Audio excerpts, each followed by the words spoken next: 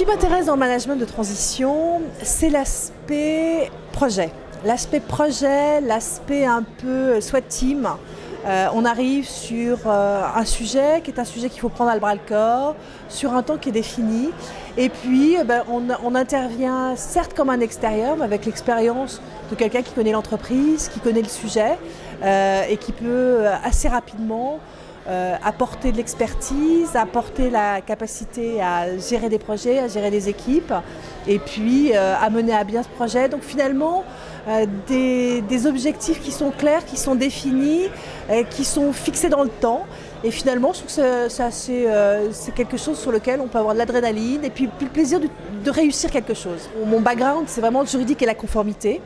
Donc, clairement, je ne vais pas aller faire une mission de RH. Mais ce qui peut m'intéresser en matière juridique, c'est des missions de refonte d'organisation, d'opérations spéciales de fusion, de préparation à une vente,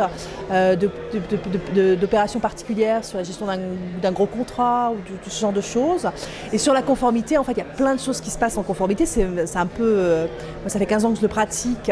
Et maintenant, il se passe plein de choses depuis le fameux UK Bribery Act de 2010 et maintenant Sapin 2, la loi de vigilance, la création de l'Agence française de corruption. Il y a plein de choses qui se passent et qui vont toucher plein d'entreprises, non seulement les très grandes, mais aussi les ETI de taille moyenne. Et je pense qu'il y a beaucoup de choses à faire en place qui sont des projets très transverses.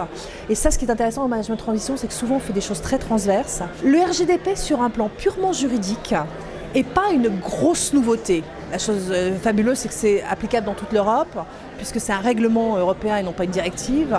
Mais c'est surtout le fameux concept du privacy by design.